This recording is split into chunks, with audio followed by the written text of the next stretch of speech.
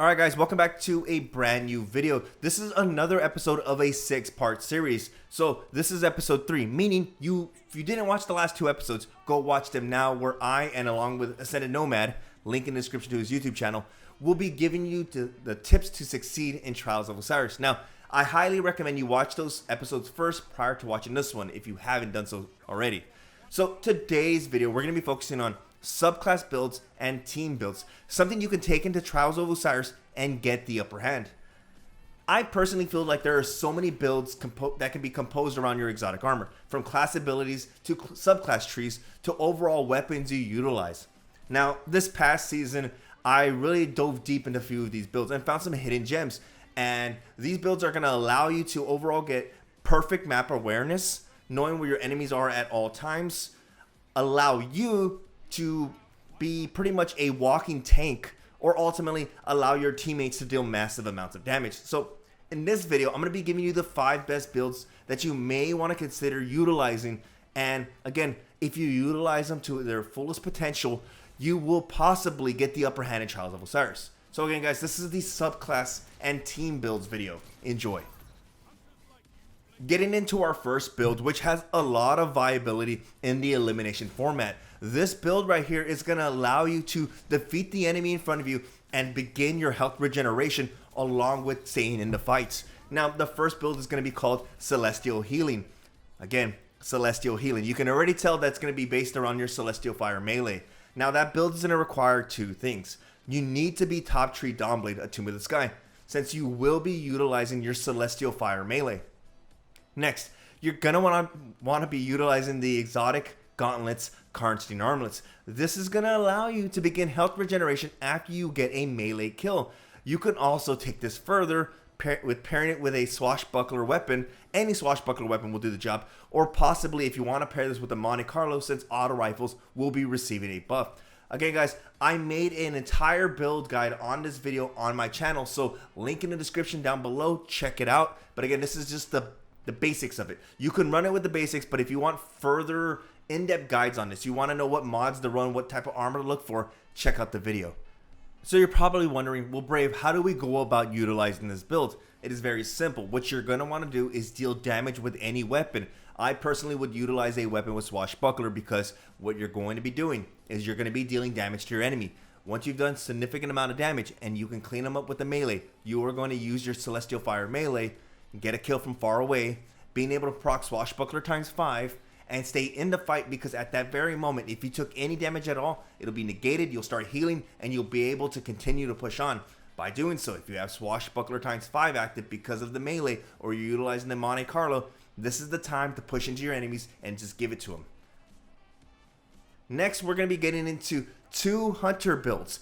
2 hunter builds that I can tell you right now, if used properly, they're going to rise to the top of the most hated list. People are going to hate these. Starting off with the first one, guys, is what I like to call the ultimate wallhack build. Now, for those of you who did not read the most recent TWAB, Bungie removed the wallhack ability from the One-Eyed Mask and the wallhack ability from the Sanguine Alchemy. Now, keep in mind, those weren't the only wallhacks out there. There is one more wallhack build, and we're going to be getting that one today. So if you're wondering why wallhacks are so powerful in game modes such as Elimination and Trials of Osiris, well, that's because by knowing where your enemies are behind walls, you get valuable information. You know the amount of enemies there are. If behind a wall there are 3 enemies sitting there, you can let your teammates know, don't push that. You know the distance, how far away they are. So if you go, okay guys, push this wall here, they're not too far away, we should be able to take them on. Again, an exact location. Knowing where, if I use my wall hack ability, I know how far these enemies are. I know their exact location, and you can plan your next move around that. This is something that I feel is going to be number 1 in, again, an elimination game mode where you only have 1 life and that life is precious. By knowing all this valuable information, you and your teammates can plan around that. So how are we going to go about this build? Let me go down the steps of what armor pieces and weapons you need before I tell you how to utilize this. So the first thing you want to utilize is the exotic gauntlets, Khepri Sting. Again, Khepri Sting will allow you to see your enemy's outline from behind a wall when the exotic perk is active, when you smoke yourself. This is wall hack number 1. Next, you're going to want to use the exotic bow, the Wish Ender, which reads, while aiming down sights with a fully drawn bow, enemies behind walls are highlighted. This is going to give you wall hack number 2. Just those 2 alone are powerful. Now the last one is subject to change if Bungie decides to make any changes to the Night Stalker class, Wave the Wraith, which reads, if you get a critical kill while crouched, you are granted invisibility and true sight, which gives you wall hack number 3. Now, I will recommend to pair this with a quick draw hand cannon for those easy cleanups with the Wish Ender. Again, one I can recommend right off the bat is going to be the Kindled Orchid that you can get quick draw on. Very easy to farm, very quick to get, guys. Now, this one right here, keep in mind that you can pair this with the Oath Keepers, allowing you to utilize the Wish Ender, 24/7. But I feel like in a game mode like Trials of Osiris and Elimination, you do have to go out there and fight with your teammates, which brings you to utilizing a powerful weapon such as, the Kindled Orchid. By having a weapon like the Kindled Orchid readily available, all you have to do, rather than fully drawing your bow out and using the Wish Ender, you would have to smoke yourself with the Khepri Sting. Going about it, how are you going to do this? When you initially spawn in the map, regardless of whatever map you're playing on, we'll take Widow's Court for instance, and you're playing by the trucks area. If you're pushing, once you get to a certain point to where you know enemies are already positioned, because again, it's elimination. People are going to post up with snipers. Once you get to a certain position to where you know people are going to be sniping from, you smoke yourself. At that very moment, what you're going to be doing is giving your teammates valuable information. There's one guy sniping here. There's 2 on this side. Oh, one guy's by himself on this section over here. Go isolate him. Again, if you don't have another smoke bomb, which is perfect. But again, guys, if you want the full armor build on this, the whole mods and everything like that, check out the video down below. But again, if you don't have another smoke, very simple, switch to your Wish Ender and continue to follow that solo player. Or track all 3 players. Hey, if you got a grenade, grenade them. Why? They're all standing together. This is valuable information that the Wish Ender will give you. Again, guys, that is going to be wall hack build, the ultimate wall hack build. Getting into the 3rd build of the video, which on the topic of invisibility, this next build uses one of my favorite exotics in the game, the Gemini Jester. And for those of you who don't know how this exotic works, when you utilize your class ability, you disable your enemy's radar, which in a game mode like Elimination, this is huge. And keep in mind, I've heard people say in the past, well, Brave, if my enemy's using One-Eyed Mask, they'll track me if I hurt them with my, my Gemini Jesters, because Gemini Jesters, for those of you who don't know, when you activate it, it deals 2 damage, 2 or 3 damage, which is a very small amount of damage, but that damage is what's disabling the radar. Back in the day when One-Eyed Mask could track, this right here would give you a crosshair on your body. But again, One-Eyed Mask has been fixed. You're going to want to be utilizing the Gemini Jester, being able to take your enemy's radar. They're not going to have a radar, meaning you and your teammates can collapse on them easily. You're going to want to pair this with the exotic sidearm, the Rat King, which when you get a kill with the Rat King, this will grant you invisibility. And if you have the catalyst for the Rat King, you will begin health regeneration. Guys, the Rat King is pretty OP, I'm not going to lie. So you're probably asking, well, Brave, I got the exotic armor piece to use, and I got the exotic weapon. What subclass do I use? You can use any subclass, but for me personally, I want to take this a little further. I recommend to utilize Bottom Tree Night Stalker, which when you use your smoke bomb ability, this is going to allow you and your teammates to go invisible. Which, if you have a teammate who is sniping, this is going to be a huge helping hand towards them. Imagine them trying to focus, your enemy trying to snipe down lane, they're hard scoping, and your teammate who's like a top tier sniper is invis, they'll never see it coming. Boom, you just gave your teammate the advantage.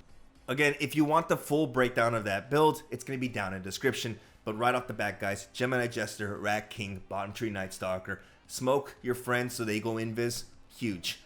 Getting into the next build, guys, which for those of you who wonder, well, Brave, these are Hunter and Warlock builds. Where's my Titan build? Titan build's coming up right now, guys. All right, so the Titan build is very special. This one right here, it's taking it back to the D1 days. We're turning back the hands of time. We're going to give you the ability to kill your enemy with one-hit grenades. Yes, guys, one-hit grenades.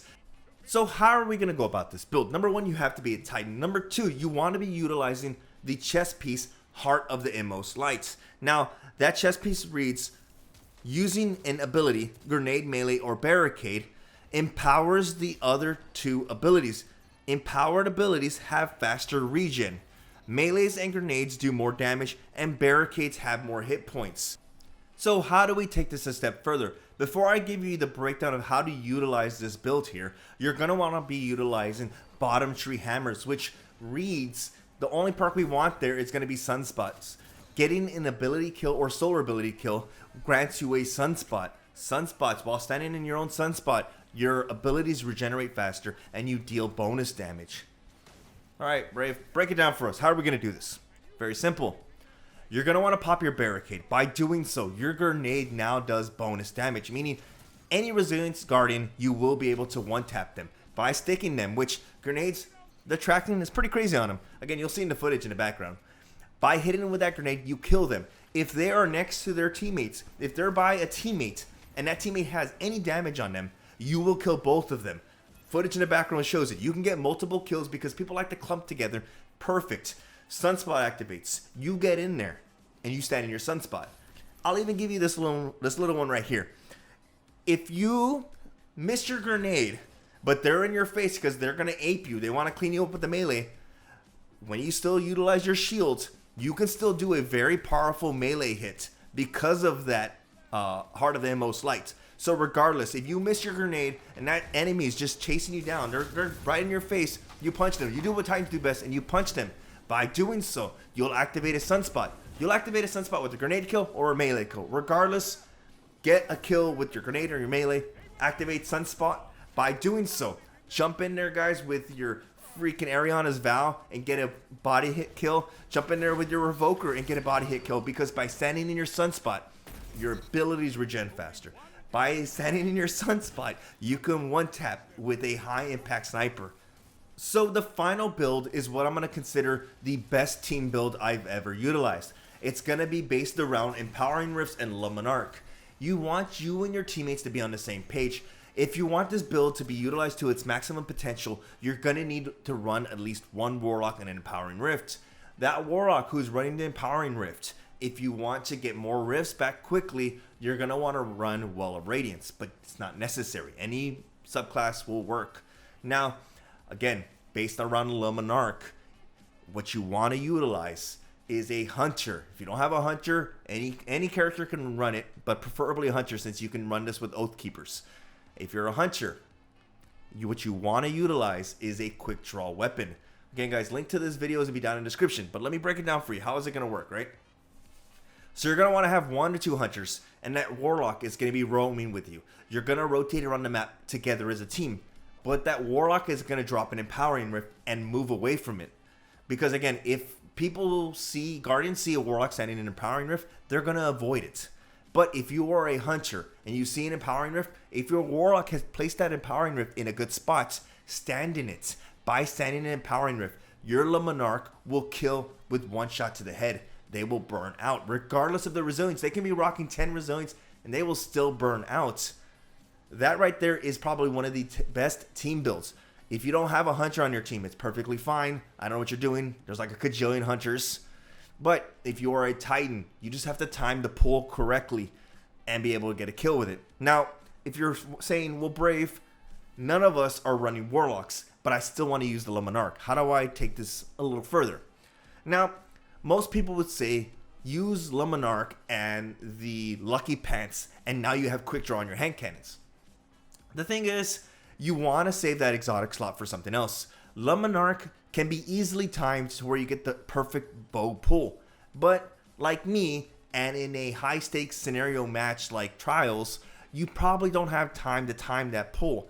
Well, what you can run is Oathkeepers, but you still want that quick draw hand cannon, right? You still want to be able to quick draw it out. You want to utilize one of the 2 quick draw hand cannons available in the game that deal a massive amount of damage, which is going to be the old fashioned. You probably have this with quick draw. Utilize it.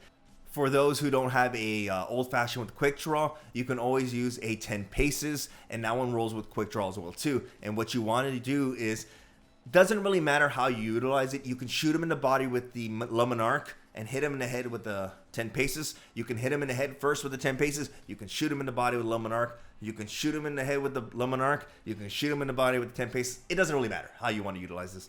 I tried my best, guys, to keep this video under 15 minutes. Hopefully I did. But there are so many builds that just are gonna help you get flawless. There's so many builds that are gonna infuriate your enemies. The Luminarch build, I promise you, when someone gets hit in the head and they burn out from one shot, they're gonna be mad. When someone dies to one stick grenade from a Titan, they're gonna be mad, furious. They're gonna think of D1, flashbacks. You know, PTSD's gonna kick in. Regardless, guys, hopefully you go flawless. Hopefully you've been enjoying this series. If you have, don't forget to drop a sub on Ascended Nomad channel and my own channel. And again, guys, good luck to all of you out there. We'll see you in the next episode.